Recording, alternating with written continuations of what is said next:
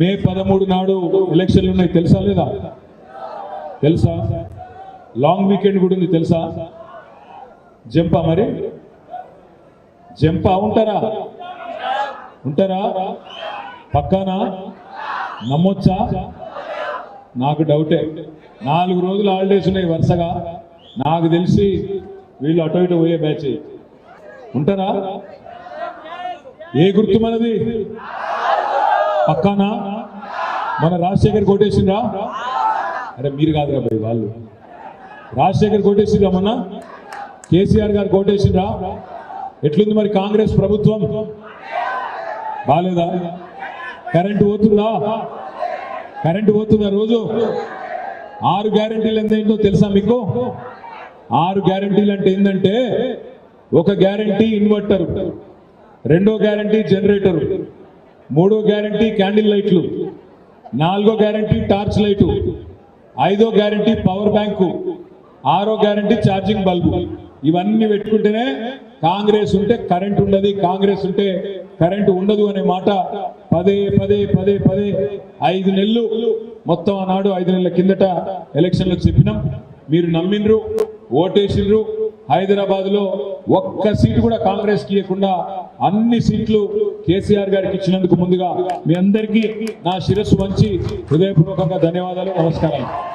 అందులో ముఖ్యంగా మల్కాజ్గిరిలో రాజశేఖర రెడ్డి గారికి 50,000 ఓట్ల మెజారిటీ ఇచ్చినందుకు మీ అందరికీ శిరస్సు వంచి నమస్కారం. మరి ఈరోజు పార్లమెంట్ ఎలక్షన్లు వచ్చినాయి. పార్లమెంట్ ఎలక్షన్ రాగానే కొంతమంది మాట్లాడతారు, ఏమని? అన్నా పార్లమెంట్ కదా, ఇలా బీఆర్ఎస్ పాత్ర ఏముంటది, బీఆర్ఎస్కి ఎందుకు ఓటేయాలి అని మాట్లాడతారు. ఎందుకు ఉండాలి బీఆర్ఎస్ ఎంపీలు అని మాట్లాడతారు. మీకు ఒక 4-5 కారణాలు నేను చెప్తాను ఎందుకు ఉండాలి అని. మొట్టమొదటిది, కేసీఆర్ గారు 2001లో టీఆర్ఎస్ అనే పార్టీ పెట్టినప్పుడు ఆ రోజు సార్ ఒక మాట అన్నారు, మన తెలంగాణను మనం సాధించుకోవాలంటే, మన రాష్ట్రం మనం తెచ్చుకోవాలంటే పార్లమెంట్లో మనం శాసించే పరిస్థితి ఉండాలి, మనం కొట్లాడి తెలంగాణ తెచ్చుకోవాలి, కాబట్టి మీరు నాకు ఎంపీలు గెలిపియండి అన్నారు. కేసీఆర్ ఆ మాట అనగానే ఆ రోజున్న రాజశేఖర రెడ్డి గారు, చంద్రబాబు నాయుడు గారు ఏమన్నారంటే, కేసీఆర్ గారి పార్టీ ఒకవేళ తెలంగాణలోని అన్ని సీట్లు గెలిచినా, 17కి 17 గెలిచినా, ఢిల్లీలో బిల్లు పాస్ కావాలంటే పార్లమెంట్లో 272 మంది మద్దతు ఉండాలి కదా, మరి ఎట్లా చేస్తాడు కేసీఆర్ తెలంగాణ అని చెప్పి ఆ రోజు హేళన చేసుకుంటా, ఇన్సల్ట్ చేసుకుంటా మాట్లాడారు. కానీ ఏం జరిగింది మరి? 2004లో ఆనాడు 5 ఎంపీలు గెలిచినాం మనం. కానీ ఈ 5 ఎంపీలతోనే పంచపాండవుల్లాగా కేసీఆర్ ఢిల్లీకి పోయిండు, 32 పార్టీలను ఒప్పించి మెప్పించి రాశి కంటే వాసి ముఖ్యమని మంది ఎంతమంది అన్నది కాదు, ఒప్పించే దమ్ముందా లేదా అని చెప్పి 272 మందిని ఒప్పించి తెలంగాణను 2014లో తెచ్చిన నాయకుడు కేసీఆర్ గారు అనే మాట నేను మీకు గుర్తు చేస్తా ఉన్నా. ఎందుకుండాలి బీఆర్ఎస్ ఎంపీలంటే గందుకుండాలి. ఎందుకంటే కాంగ్రెస్ ఎంపీలైనా బీజేపీ ఎంపీలైనా వాళ్ళ పరిస్థితి ఏంది? రాహుల్ గాంధీ, నరేంద్ర మోడీ ఏం చెప్తే అది చేస్తారు. ఉస్కో అంటే ఉస్కో, డిస్కో అంటే డిస్కో, ఊటో అంటే ఊటో, బయట అంటే బయట. అంతకు మించి తెలంగాణ గురించి తెగించి కొట్లాడే దమ్ము వాళ్ళకు ఉండదు. ఎట్లా అంటారా? ఇప్పుడు నాకున్న ఇన్ఫర్మేషన్ ఏంటంటే, జూన్ 2 తారీఖు తర్వాత, అంటే తెలంగాణ ఏర్పడి 10 ఏళ్ళు నిండుతుంది ఈ జూన్ 2వ తారీఖు. జూన్ 2 తర్వాత కేంద్ర ప్రభుత్వం ఆలోచన చేస్తున్నదని సమాచారం. 10 ఏళ్ళు ఉమ్మడి రాజధానిగా ఉన్న హైదరాబాద్ ను రేపటి రోజున కేంద్ర పాలిత ప్రాంతం చేసి తన గుప్పిట్లో పెట్టుకోవాలి, యూనియన్ టెరిటరీ చేయాలని భారతీయ జనతా పార్టీ, అదేవిధంగా ఇప్పుడున్న కేంద్ర ప్రభుత్వం ఆలోచన చేస్తా ఉన్నది. మరి రేపు కేంద్ర పాలిత ప్రాంతం అయితే ఏమవుతుందంటే, హైదరాబాద్ లో మీకు ఒక చిన్న విషయం చెప్తా. మీ పక్కనే మల్కాజ్గిరి పక్కకే ఉంటది కంటోన్మెంట్. జూబ్లీ బస్ స్టాండ్ నుంచి ఇటు కరీంనగర్ పోయే రోడ్డు మీ అల్వాల మీకెళ్ళి పోతుంది. అక్కడ ఒక స్కైవే కడదాం, హైదరాబాద్ లో 36 ఫ్లైఓవర్లు కట్టినాం కదా, అట్లనే బ్రహ్మాండమైన ఒక 11 కిలోమీటర్ల స్కైవే కడదామని చెప్పి 10 ఏళ్ళు ప్రయత్నం చేసినాం. అట్లాగే ఇటు ప్యాట్నీ నుంచి కొంపల్లి దాకా ఒక స్కైవే కడదామని చెప్పి 10 ఏళ్ళు ప్రయత్నం చేసినాం. కానీ మధ్యలో ఉండే కంటోన్మెంట్ ఏరియాలో ఏవైతే డిఫెన్స్ ఏరియాలు రక్షణ శాఖ భూములు ఉన్నాయో, డిఫెన్స్ వాళ్ళ మిలిటరీ వాళ్ళ భూములు ఉన్నాయో వాళ్ళు ఇవ్వవలసింది కేవలం 100 ఎకరాలు. మనం రోడ్డు విస్తరించి రోడ్డు వైడెన్ చేసి స్కైవే కట్టాలంటే వాళ్ళ ల్యాండ్స్ కొన్ని ఎఫెక్ట్ అవుతున్నాయి. 10 ఏళ్ళు అడిగినాం, ఇంచు జాగియలే. 100 ఎకరాలు ఇస్తే 500 ఎకరాలు ఇస్తామని చెప్పినాం, ఇయ్యలేదు. ఎందుకు చెప్తున్నా ఈ మాట అంటే, కేంద్ర పాలిత ప్రాంతం కింద హైదరాబాద్ అయితే ఇక్కడ ఒక చిన్న మోరీ కట్టాలన్నా, చిన్న నాలా కట్టాలన్నా, చిన్న రోడ్ వేయాలన్నా మన జుట్టు తీసుకుపోయి ఢిల్లీ చేతులు పెట్టినట్టు అవుతుంది. ఒక చిన్న పని కూడా చేసుకునేందుకు అవకాశం ఉండదు. దానికి ఉదాహరణ ఎట్లా అయితే మీ మల్కాజ్గిరి నియోజకవర్గంలో, మీ కంటోన్మెంట్ నియోజకవర్గంలో భూములు ఇవ్వకుండా మనల్ని కేంద్ర ప్రభుత్వం ఆగం చేసిందో అదే ఉదాహరణ. రేపు కేంద్ర పాలిత ప్రాంతం కింద హైదరాబాద్ అయితే హైదరాబాద్ లో అభివృద్ధి ఆగిపోతుంది. ఒక కొత్త రోడేనియరు, ఒక మోరిగట్టనియరు, ఒక్క మనిషిని రాష్ట్ర ప్రభుత్వాన్ని పని కూడా చేయనియరు. మరి దాన్ని అడ్డుకోవాలంటే ఈ గులాబీ కండువా పార్లమెంట్ లో ఉండాలి. ఈ రాగిడి లక్ష్మారెడ్డి గారు రేపు పార్లమెంట్ లో ఉండాలి. ఎందుకంటే అడగందే అమ్మ కూడా పెట్టదు.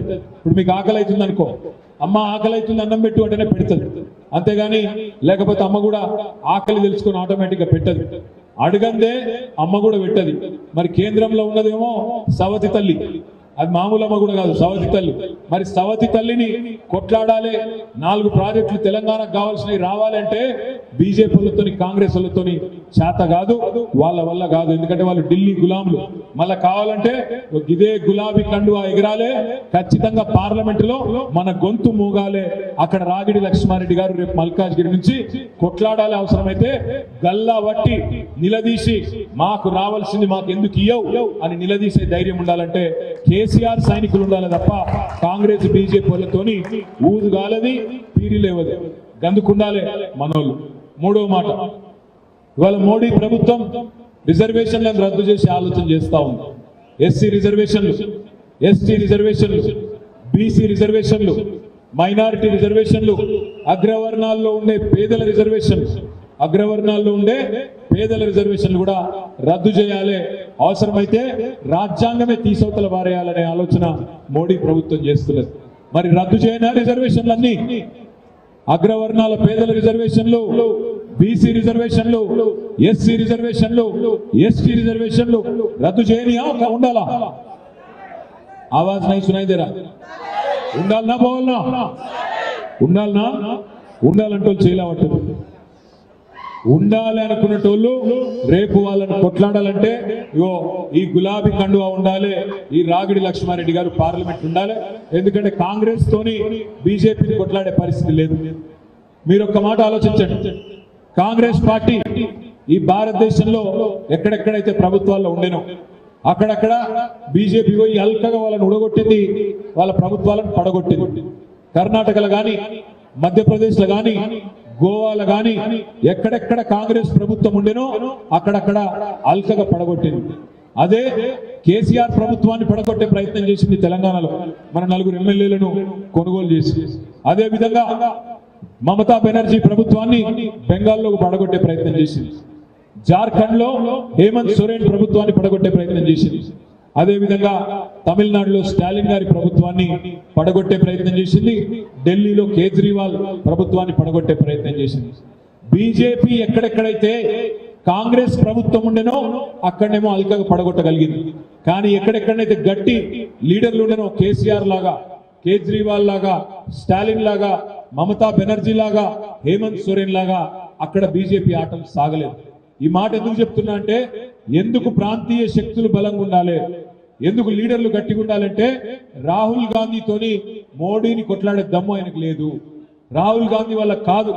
అందుకే మిమ్మల్ని నేను ప్రార్థించేది, మిమ్మల్ని రిక్వెస్ట్ చేసేది, ఇక్కడికి వచ్చిన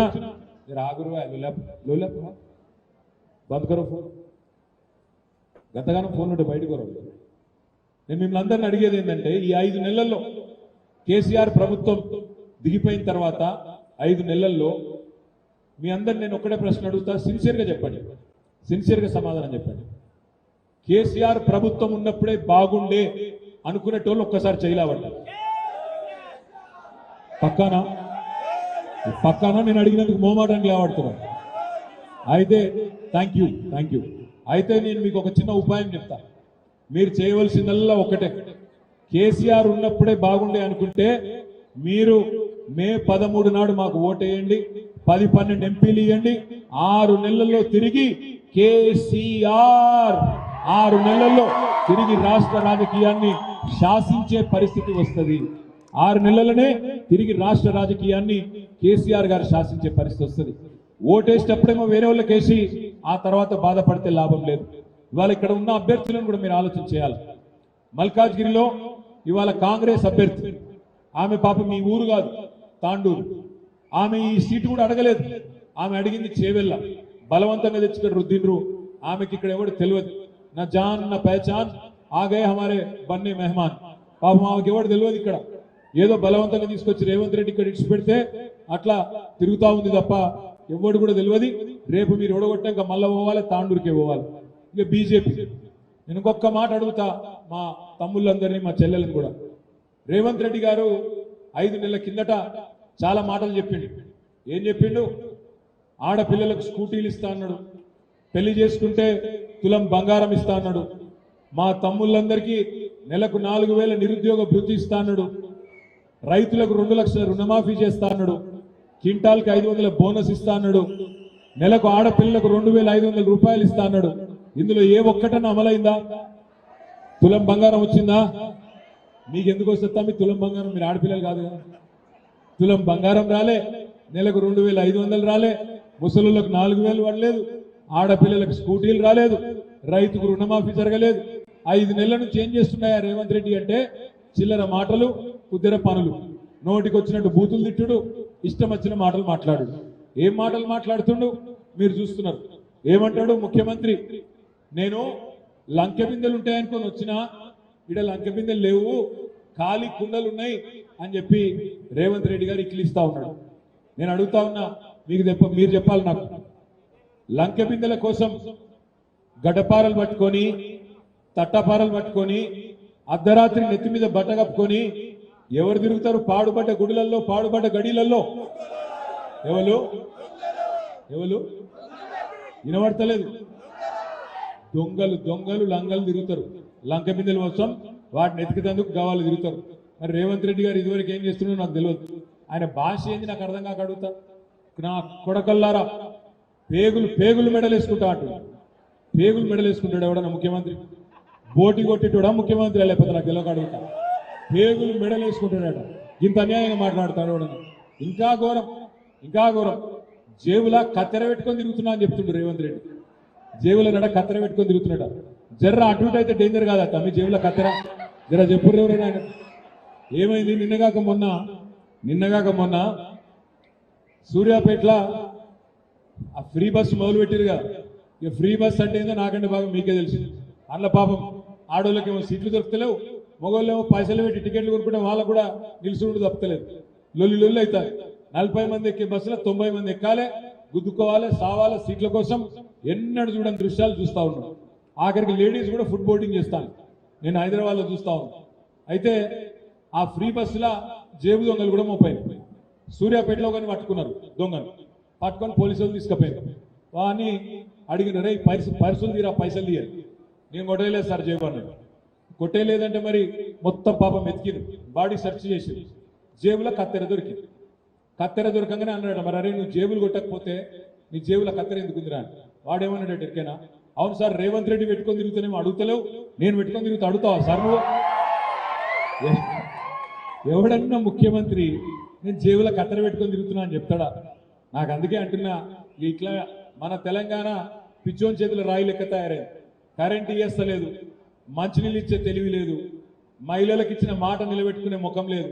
ఏమన్నా అంటే పేగులు కోస్తా, మెడలేసుకుంటా, మానవ బాంబునైతా, మన్నైతా, మశానమైతా, ఈ డైలాగులు సినిమాల ఆ విలన్ డైలాగులు తప్ప ఒక్కటంటే ఒక్కటి మంచి పని చేసిన పాపన మాత్రం 5 నెలలు పోలేదు.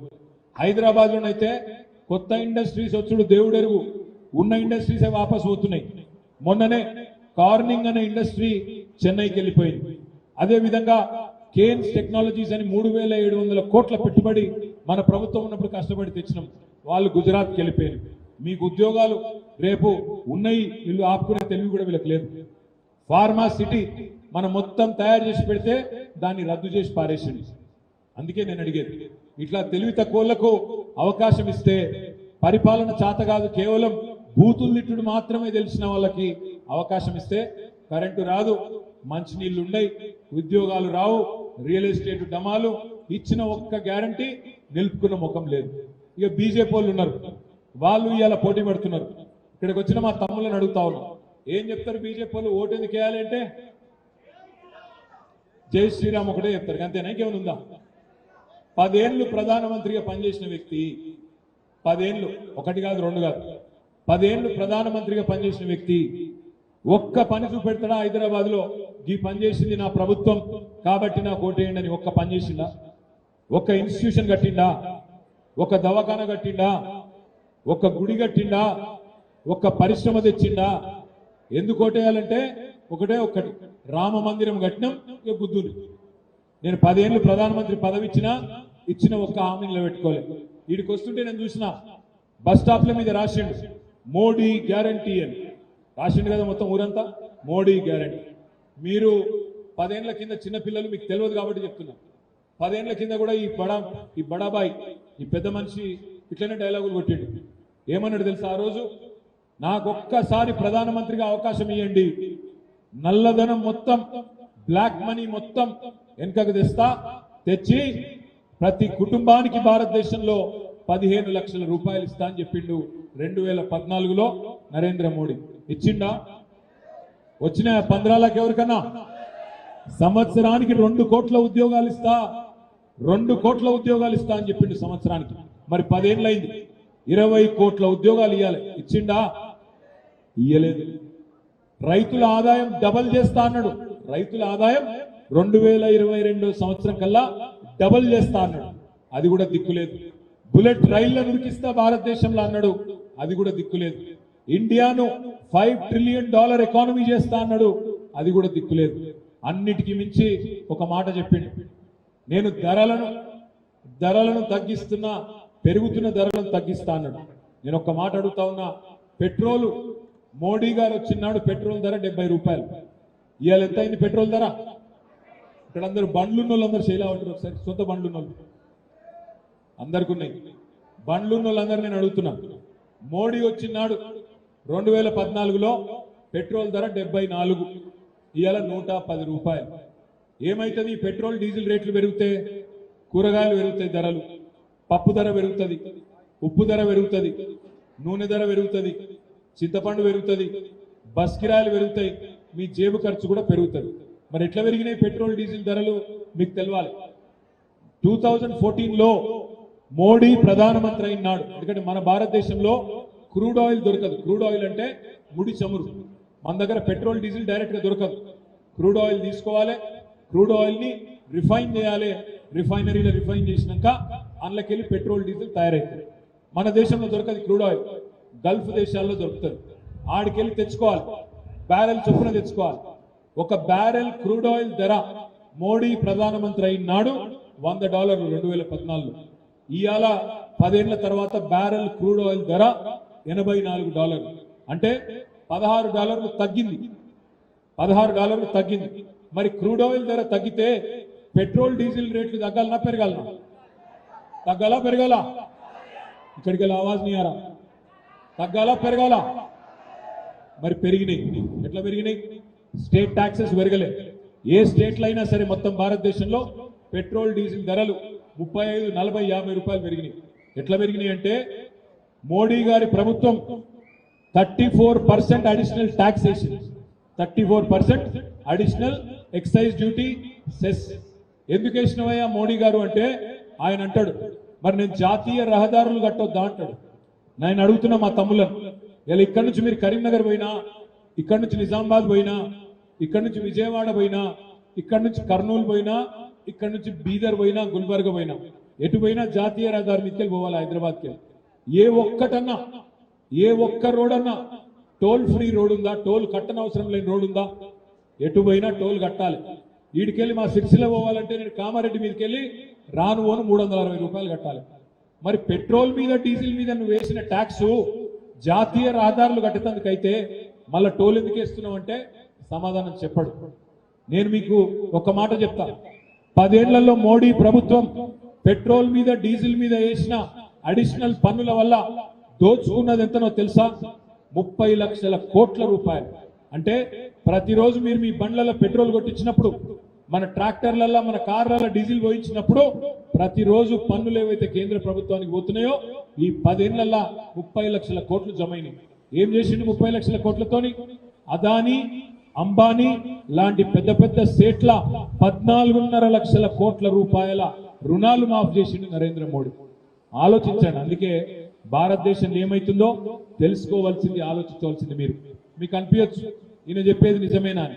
ఇప్పుడు నేను చెప్పింది తప్పు అని ఈటెల రాజేందర్ రుజువు చేసిన, కిషన్ రెడ్డి రుజువు చేసిన, బండి సంజయ్ రుజువు చేసిన, రేపు మధ్యాహ్నం ఈ టైం కల్లా మీకే వచ్చిన ఎమ్మెల్యే పదవికి రాజీనామా చేసి మీ చేతిలో పెట్టి మళ్ళీ రాజకీయాల నుంచి తప్పుకుంటానండి. అంటే ఇది నేను చెప్పింది అక్షర సత్యం. ఇది ఒక్కరోజు కాదు, దేశమంతా చెప్తున్నాం. కానీ దీని వినవడనియరు, కనవడనియరు మీకు. ఎందుకు?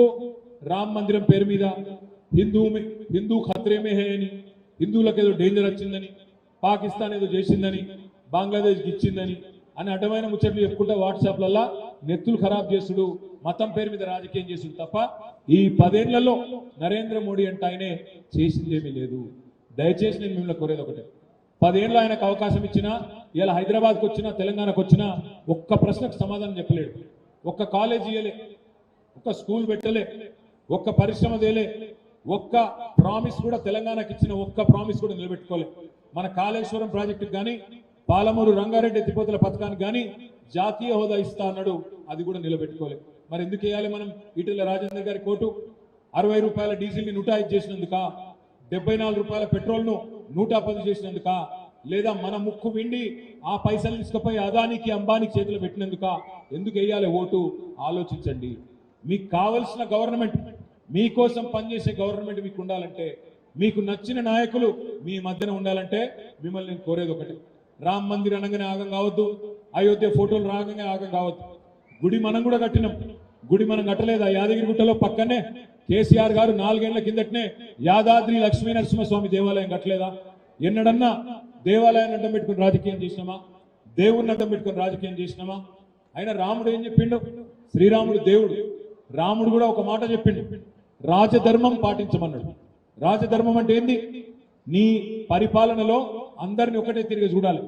హిందువైనా ముస్లిం అయినా ఒకటే తిరిగి చూడాలి. అదే విధంగా గుజరాత్ అయినా తెలంగాణ అయినా ఒకటే తిరిగి చూడాలి. కానీ ఈ ప్రధానమంత్రి వైఖరి అట్లా లేదు.